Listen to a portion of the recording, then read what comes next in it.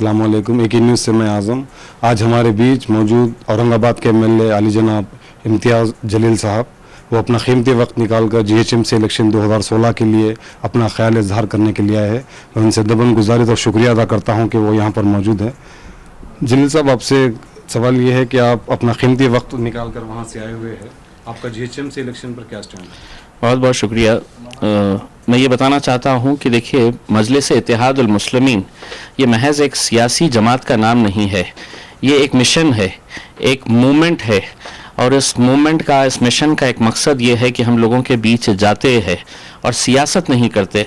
हम जो दुखी है, जो परेशान हाल है, जिनकी आवाज़ कभी कोई सुनता नहीं है, हम उनकी आवाज़ बनना चाहते हैं। और उसी का नतीजा है कि अल्हम्दुलिल्लाह पिछले इतने सालों से हैदराबाद की आवाम ने मजलिस को यहाँ पर इतनी ताकत दी, और उसी का नतीजा है कि ये आज ताकत पूरे हिंदुस्तान में देखी जा रही है।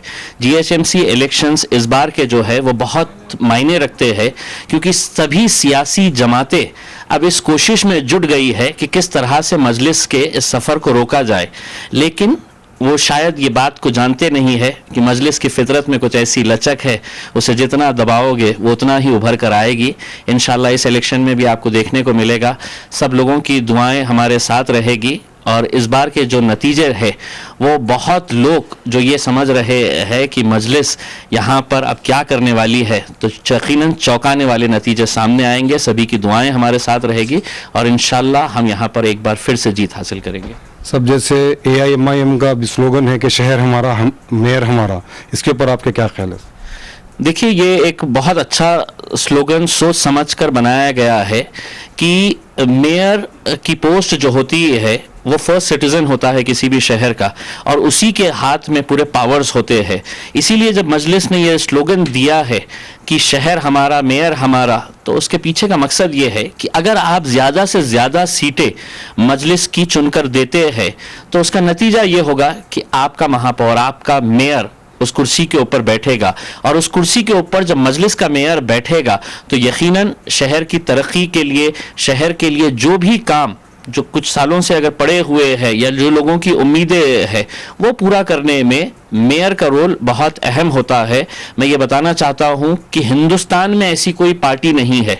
मैं बहुत बार घूमता हूँ, मैं महाराष्ट्र के अंदर भी देखा हूँ, ऐसी कोई पार्टी नहीं है जिस तरह का काम मजलिस इत्तेहादुल मुस्लिमीन हैदराबाद में चला रही है, चाहे वो गरीबों के लिए स्कूल्स हो, हॉस्पिटल्स हो, या दूसरे तरह के जो प्रोजेक्ट्स है जिस तरह से वो कर रहे हैं, वो यकीनन काबिल तारीफ बात है। और इसी का नतीजा है कि मजलिस जो हैदराबाद से शुरू हुई थी आज अल्हम्दुलिल्लाह पूरे हिंदुस्तान में फैल रही है।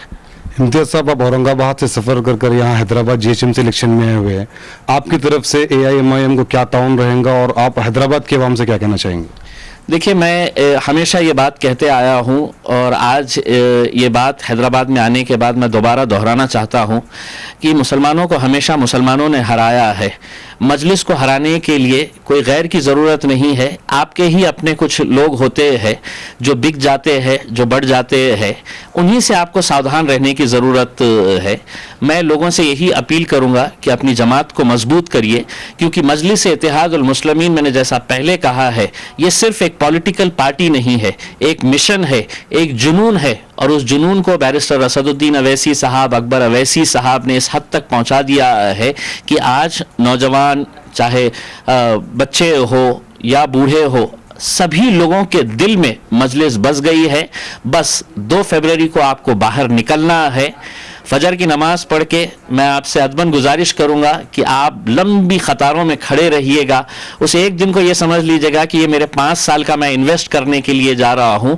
आप पूरी तरह से बाहर निकलिएगा, पूरी तरह से वोटिंग करिएगा, और इंशाल्लाह नतीजे जब आएंगे तो देखने को आपको मिलेगा कि हैदराबाद के आसमान में सिर्फ पतंग ही पतंग नज़र आएगा इंशाल्लाह।